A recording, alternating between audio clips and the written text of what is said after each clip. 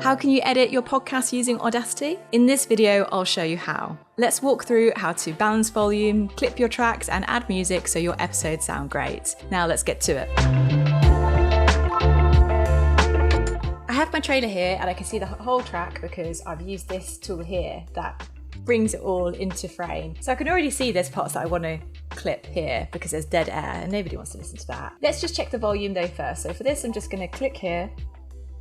And I can use the space bar to stop and start the playhead. Tips, career insights or updates on the latest. What I'm looking at here is the volume level to make sure that it's not going into the red because we don't want it to be peaking and getting cut off and distorting and not being very comfortable, but I also don't want it to be too low.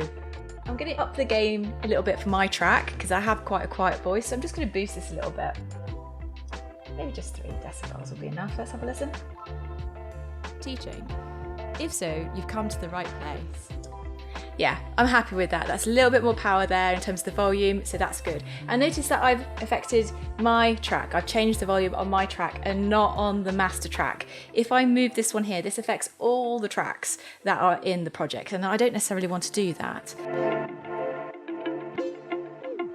There's a few ways in which I can make some clips. Firstly, make sure you've got the select tool in use, so I can just highlight what I don't want like so and delete. That's quite nice. Or another way I can do it is to hover at the top here and wait for this double arrow to appear, and I can drag it to remove that dead air.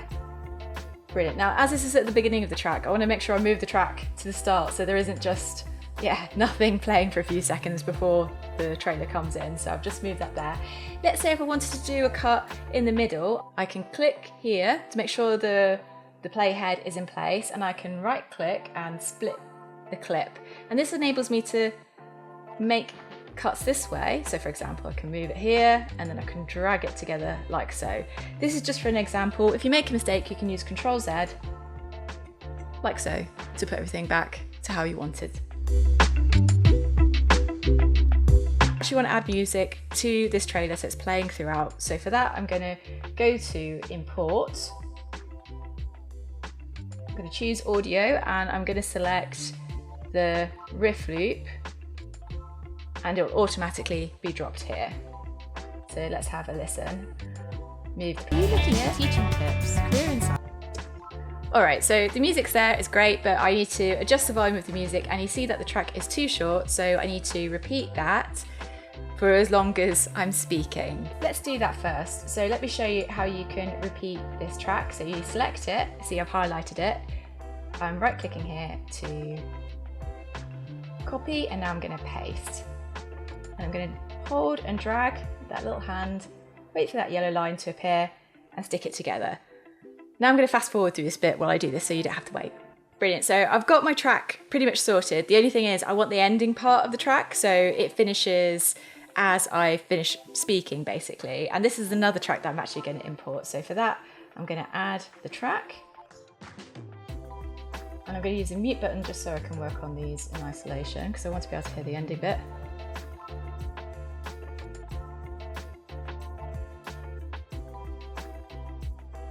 Brilliant, so what I've just been doing there is just matching up the music to get that ending part in so that it kind of descends towards the end of what I'm saying. That's matched up really well. I've spent a bit of time, and it will take you a bit of time to listen a few times just to make sure you match things. You notice that I had to kind of really focus on moving that just to match it up, but now I'm really happy with it.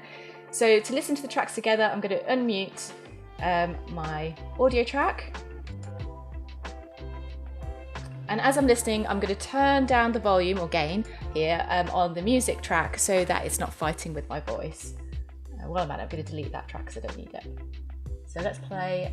We're Untitled, the mini podcast for busy teachers. We talk to educators about their practice, career stories, and what's happening in the industry to power your professional learning. One of the best ways to actually determine that the music isn't fighting with your voice is actually to listen with your eyes closed. So I'm just going to do that now.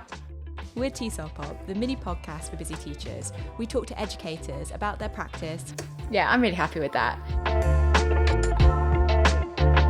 So I've done the basics. If you have any other questions for features that you'd like me to show you, make sure you drop a comment below so I can help. Now, before I export, I want to make sure I save this project file so I can come back and make edits later on if I wanted to.